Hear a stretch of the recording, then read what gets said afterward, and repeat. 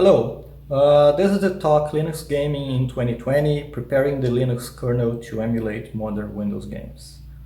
My name is Gabriel, I work for Collabora, and I'm part of a larger project to improve the experience of gaming on Linux.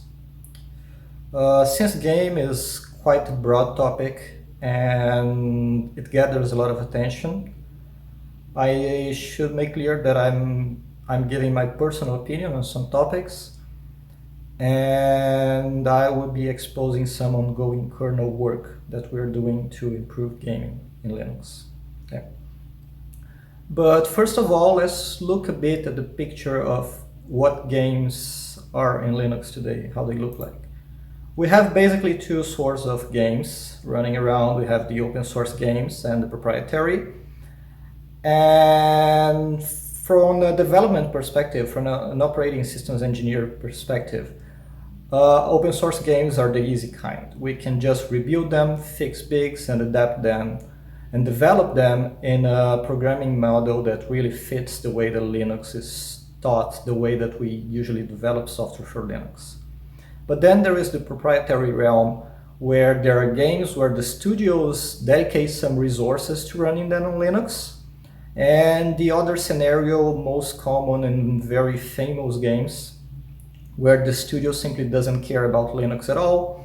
They write their game for a specific platform, in most cases Windows, sometimes for Mac OS, and they just publish it for them. And we are left behind. So this is the scenario we have today, and this talk will be obviously focusing more on these specific Windows-only games and the work we are doing to bring them to Linux. Basically, games are in a special category of software in the way that it's hard to make open source games, and most of the games famous today, they are proprietary applications with very little support from gaming studios to bring them to Linux. So recompiling them and modifying them to fit a Linux development perspective is a bit out of the picture. They are also exceptional in the sense that they carry a lot of locks, both for DRM, which is more common in other kind of application, and anti-cheating mechanisms, which are mechanisms to prevent you from just cheating on the game and making it not fun for everyone else. So they implement a lot of features to prevent anti-cheating that sometimes get in the way of our reverse engineering or our work to bring them to another platform.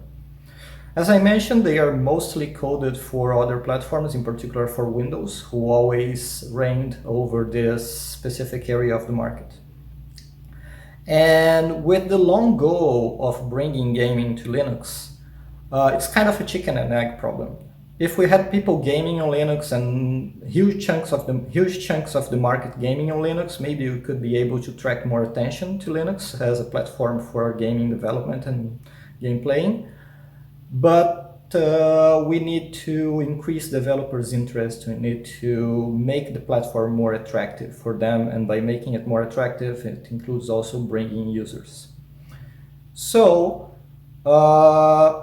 we have a way to circumvent this problem and bring all this gaming ecosystem from Windows into Linux through emulation, through compatibility layers, and sometimes through some kind of reverse engineering.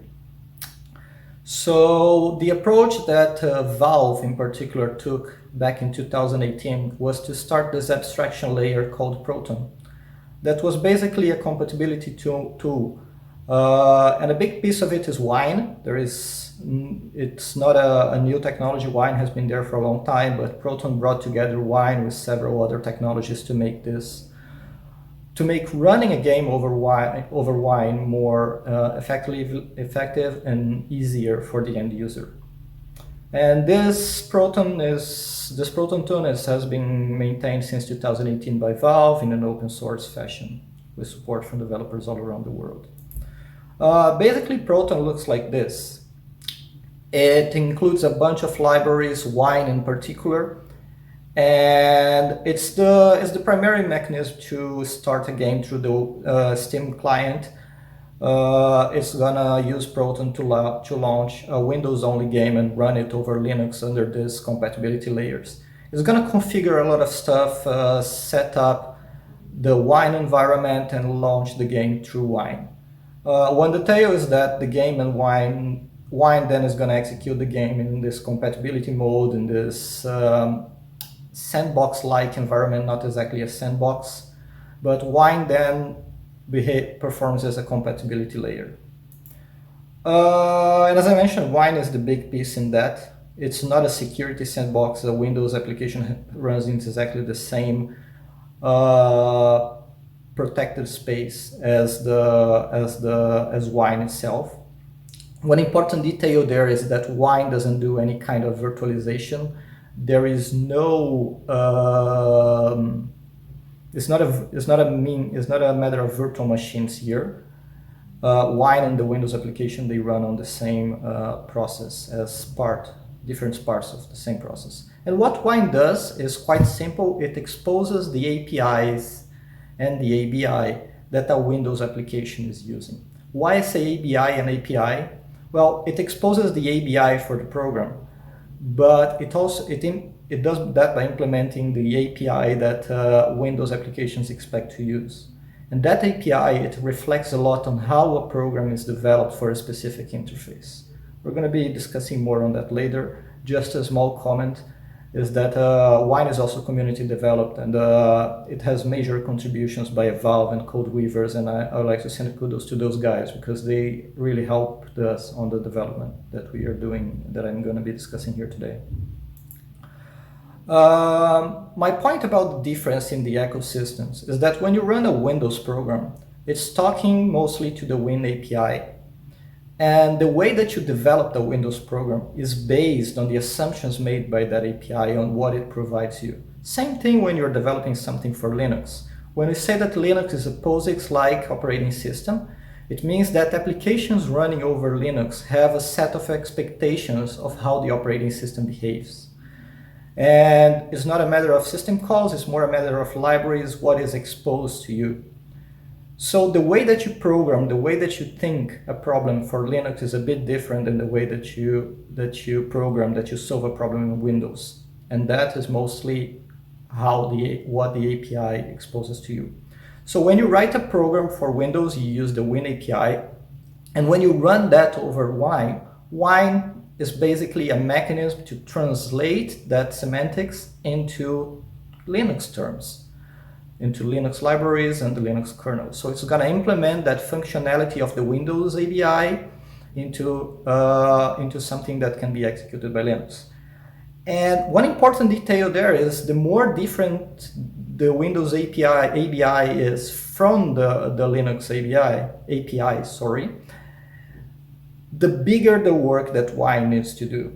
If they were very similar, Wine would be just a quick translator that could execute that. But when you have very different interfaces, Wine needs to do a lot of heavy lifting to emulate those interfaces, and that results in increased overhead. So the effort that we at Collabora, in my team, in the kernel team, have been doing with respect to gaming on Linux is mostly identify pain points for Wine to emulate Windows interfaces with the current kernel.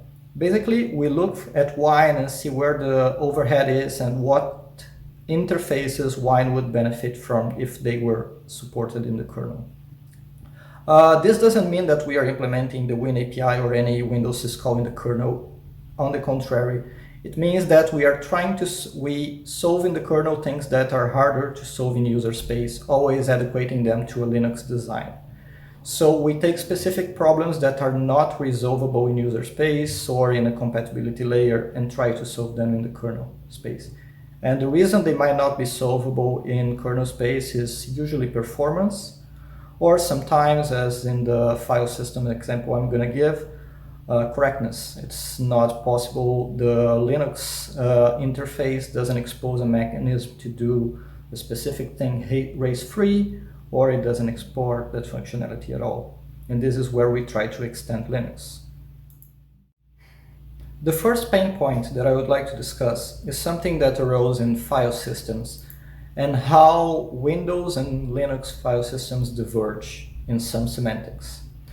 So the issue at hand is that historically Windows exposed their file systems as case insensitive, while Windows does them in a case sensitive fashion. And case insensitivity basically means that any of the files that you can see in the gray box in the right, they are resolved to the same file no matter the case. So it basically exposes the file system in a manner where case of words doesn't make a difference. That is a very interesting approach for human beings because we don't usually think in a matter of case, but it's more complex for applications, for operating systems and file systems in particular, since now there are different ways, bytewise, to refer to a specific file. Linux has never dealt with that problem because most of native Unix file systems before Linux, they always dealt with file names as if they were an opaque byte sequence, basically just a sequence of bytes that doesn't have any lexical meaning. But when we are bringing a game to run over a compatibility mode, that game usually relies on this behavior, which means that the game might try to access a file with many possible cases, and when it is operating over a Linux file system on a compatibility mode, that file with a different case will not exist and the game will eventually crash. So what we've done until today is Wine had to capture every access to a file coming from the Windows side of the program and emulate it to figure out what exactly the case was in Linux and then open that specific file. That kind of emulation is costly, in particular for large directories, because it requires Wine to cache a lot of information and directories change, files get added and removed. And that overhead started to count on our performance measurement of games, which means that at some point games were running slower because Wine had to do all this work without any assistance from the file system. And it's not just a matter of saying, okay, for people running games, let's use exFAT or some other file system coming from the Windows world that is case insensitive by default, because Proton doesn't choose your file system. Usually your distribution does, or you choose yourself. And you don't change it afterwards. So when we are dealing with this kind of problem, my first approach is let's not change the kernel. Let's see if we can solve that in user space. So we basically took the Wine implementation and redid it in a different way. We tried a lot of caching. We used notification mechanisms provided by the Linux kernel to track all this information. And we came to a fully future user space implementation of this. It was not fuse dependent, it had some syscall interception mechanism, but it has inherent performance problems. There is no way to solve that unless you can write metadata information to the disk that allows you to retrieve a file independent of the case, and that requires modifying the file system. In addition, it has some unsolvable race conditions. For instance, when you are looking for a file and someone else removes the file that you really needs to be the kernel to figure out. And that at some point started to crash games. So the only right solution for this is doing it in the kernel, which might seem unfortunate for some people, but is the only way forward. So we started developing in 2017, 2018 a native case-insensitive support for selected Linux file systems. And by selected, I mean the file systems that are most common in distributions. We started with ext4. Now there is F2FS, which is a file system very important for Android. We have ongoing work for Btrfs, for XFS, and other file systems. And that implementation, it solved all the pain points that we had. It's much more performant because we can modify the disk to to store that kind of information. It's also correct because we have the same semantics of VFS operations in Linux. So one interesting thing about this work is that it received some small backlash from the development community, which was expected since Linux always did things the other way, in a case-sensitive fashion. But we found out that there were more users out there. And when we started developing it, the Android folks came and said, hey, we have the same problem with Android, because Android also exposes parts of its file system in a case-insensitive manner. So this work that we started for a gaming interest to solve gaming-specific issues got applied to other parts of the Linux ecosystem. And this is what this talk is all about, is how we develop these features on games and eventually they are useful for other people. I said that it had a small backslash from the development community, but it had a much bigger backslash from user community. People screaming, don't break my system. And for that reason, I prepared a very small FAQ, actually an FQA, frequent questions answered, regarding this feature, which is quite controversial in some circles. Case insensitive is supported natively in ext4 since Linux 5.4, and it's not a feature that is either always on or always off. It's an optional feature that can be enabled on a per directory basis.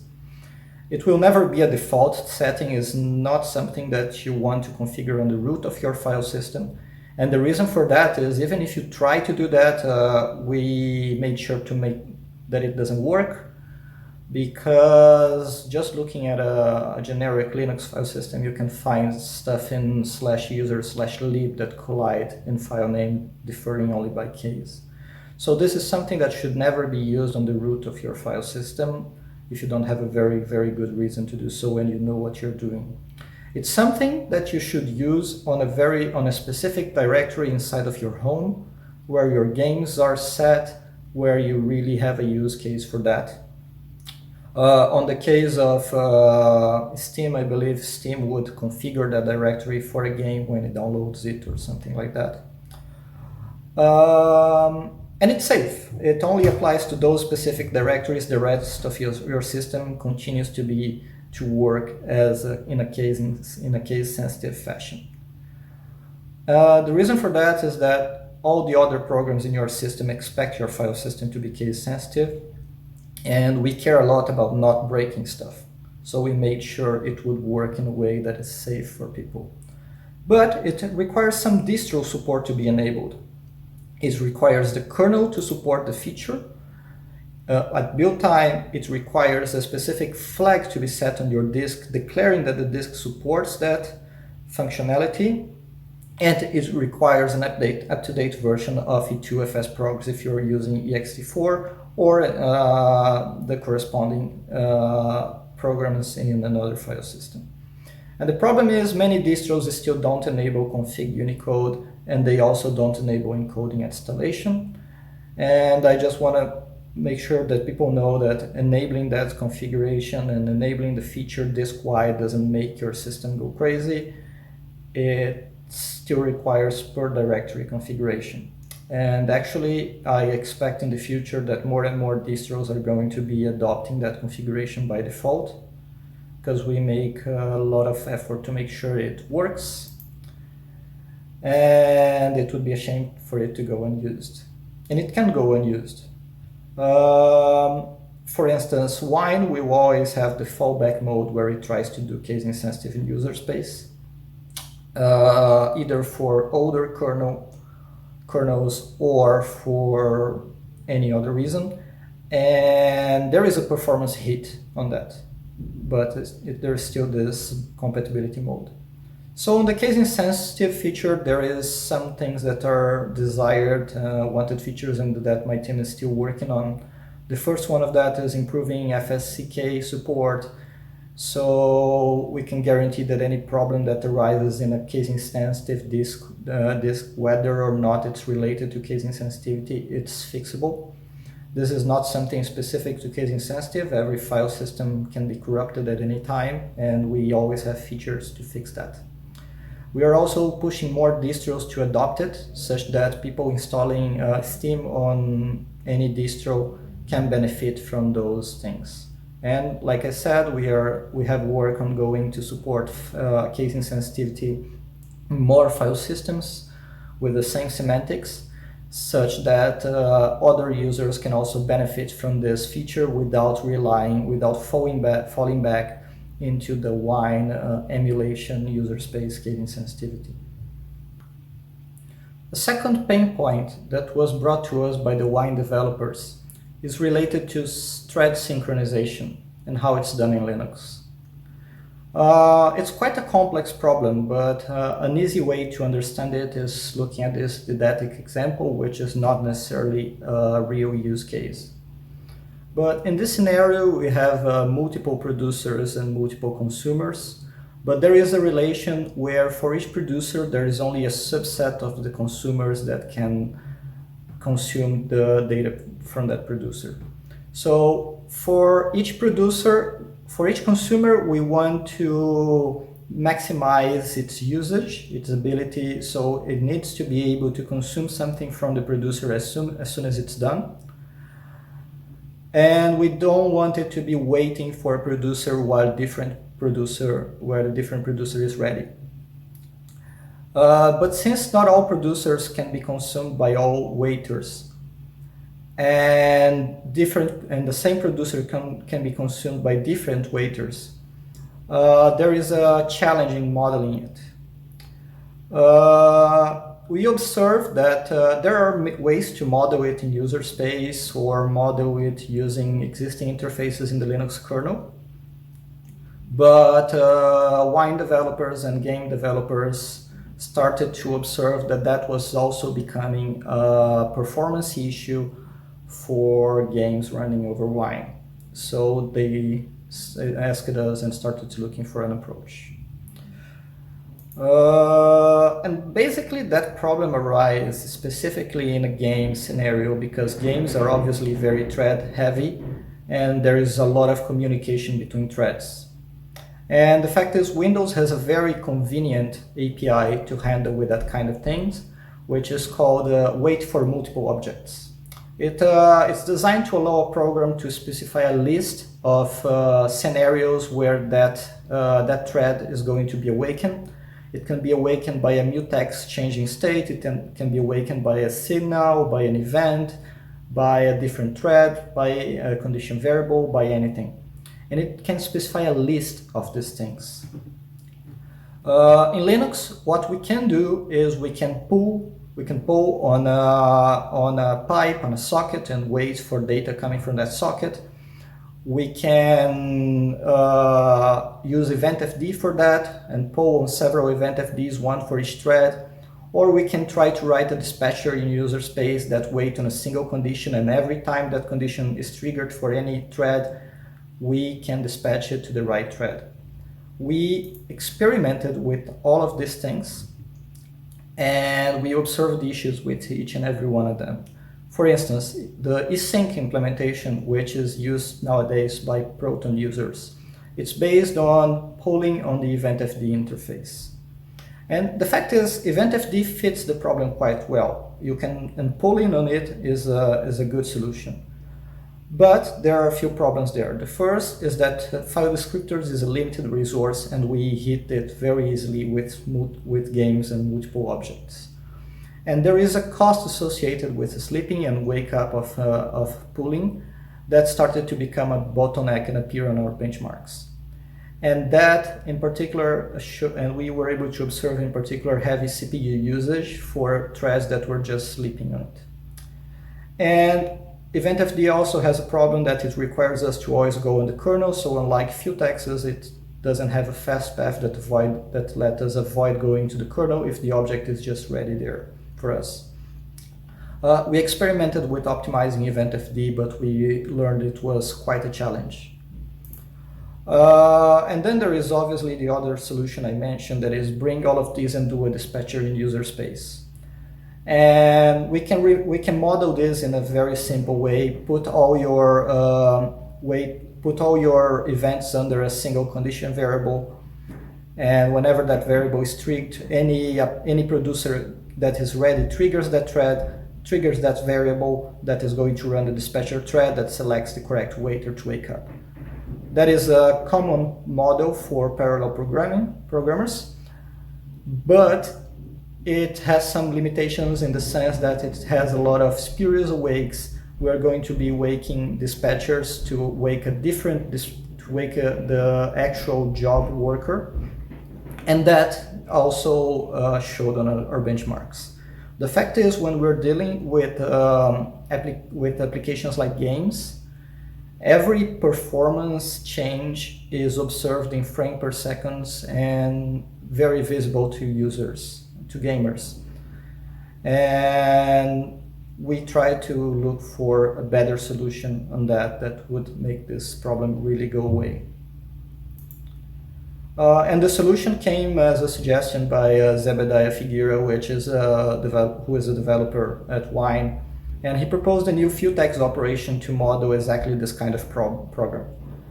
It doesn't completely emulate the wait for multiple objects in the kernel, because wait for multiple objects can wait on several kinds of objects, and here we are proposing that we pass a list of futexes to the kernel and wait on that list, and any of those futexes will trigger the sleeping thread. That makes all the emulation on user space much easier, because now we can treat every different object as a different thread, assign a futex to each of them, and then the problem can be well resolved in kernel space.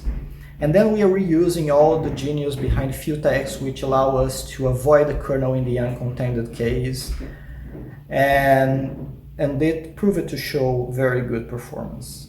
It's implemented by the kernel support that we published on the kernel main release and on a test kernel for gamers. It's a Ubuntu-based kernel that has the patches. And we published a version of Proton that has a module called fsync that is capable of using that new interface. And well, the interface itself, it received very positive feedback from the kernel community. The use case that we were presenting is very well understood and is known to be a current issue in the kernel. There were suggestions in the past to solve this issue. The fact is that when we submitted those patches, we uncovered a bit of a lot of old issues, in particular with the futex kernel code, which had maintainability issues, complexity issues, and a lot of people were trying to merge new features on that kernel, on that feature, and it wasn't well received by the maintainers.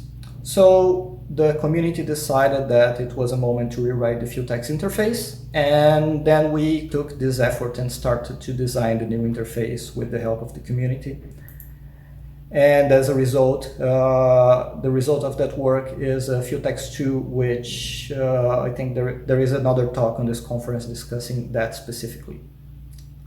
Like case insensitive, there were developer feedback and user feedback.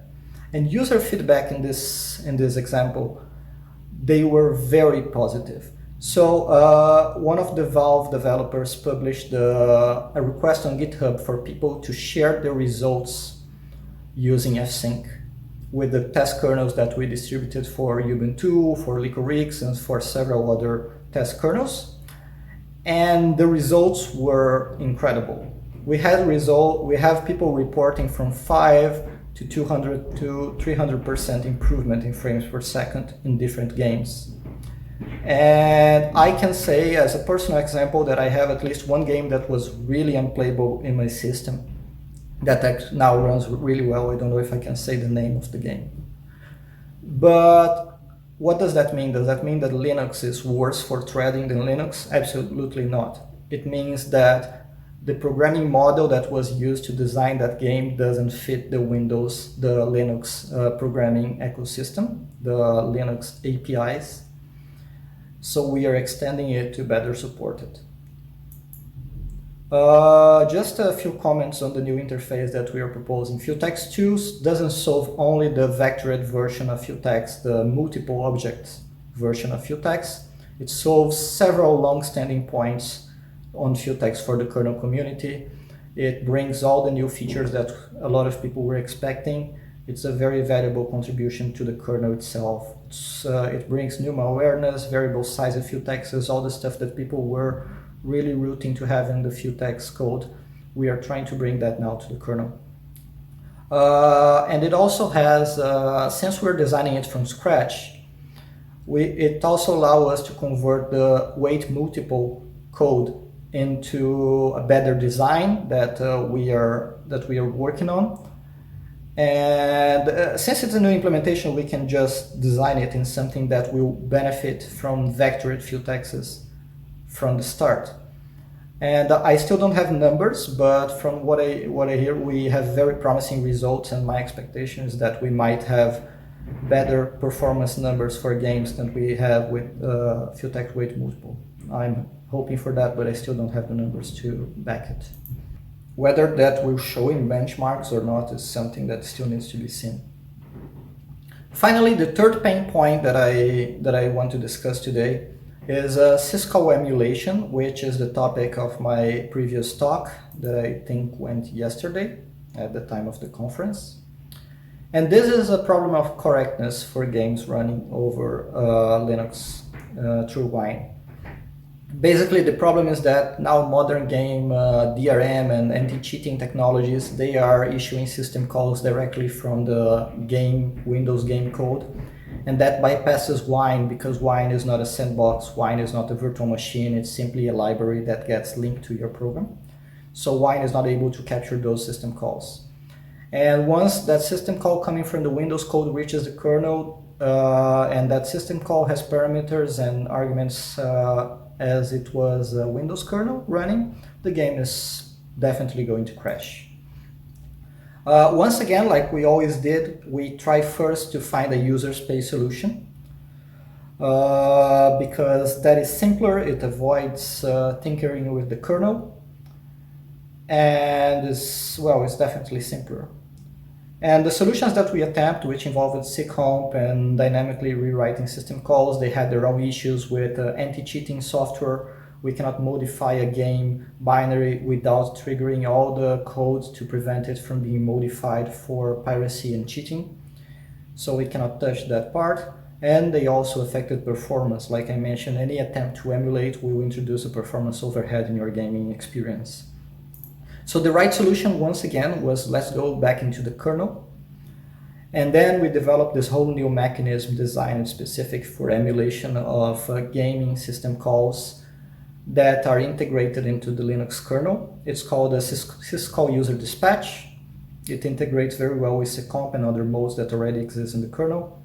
And it's designed for emulation, so it's really fast for syscalls that are dispatched natively. So it's very fast for a hybrid environment where you have native syscalls coming from Wine and emulated syscalls from the Windows application. This is still a work in progress, like the Futex stuff, but it's expected to land really soon. I was hoping to have it in 5.10, but most likely it will land only on 5.11. And adoption for it is going to be very simple. You just have your distro enabling the config option, and we will make sure distros are enabling that because it's it's a very isolated feature that doesn't affect the rest of the system, so there is no reason to not do it. And from then, you just use a Proton version new enough. I'm not going to go deep into this item because I just gave a talk about it yesterday or maybe tomorrow. I'm confused with the schedule, and this is all pre-recorded. But yeah, basically I'm not going to go deep into this feature, just watch the other talk. There are a few other pain points that we've been working on with our customer to improve gaming experience in Linux. We worked on device bring up. We worked on solving some file system issues, improving performance in other areas of the system. We have a team looking at some scheduling stuff that we maybe can optimize in future kernel releases. So it's a very long, ongoing work that is already bringing very good results for gamers using Linux as their platform of choice. A few takeaways of this talk is that we are not in any way trying to bring the Windows world into Linux. We are trying to ease emulation and only extend kernel and user space libraries when really necessary. We try to make our designs that are useful for other people on the Linux ecosystem. In particular, the Futex approach is something that's going to benefit a lot of people. And well, we are seeing a lot of good results with all this work, and hopefully they will reflect in a better gaming experience measured in frames per second as a final metric in several cases for end users. And that's what we'll keep doing. We will continue to make Linux support more and more games, both natively and emulated. As a personal wish, I would love to see more open source games who don't rely on most of these workarounds, these emulating efforts. But this is in the future, hopefully. I'd like to acknowledge a few companies and people who have been sponsoring this work. So in particular, Valve and one of their employees at Yardup, who have been sponsoring our work and supporting it in technical and all sorts of support for this work. Also thank the wine developer Zebediah and Paul for their valuable design ideas and a lot of technical input in all of the works that I presented here today. Thank you. I'm asked to mention that if you'd like to work on making the Linux ecosystem better for gaming and a lot of different interesting projects, Collabora is always hiring. And I'll probably be taking questions during the talk, so thank you.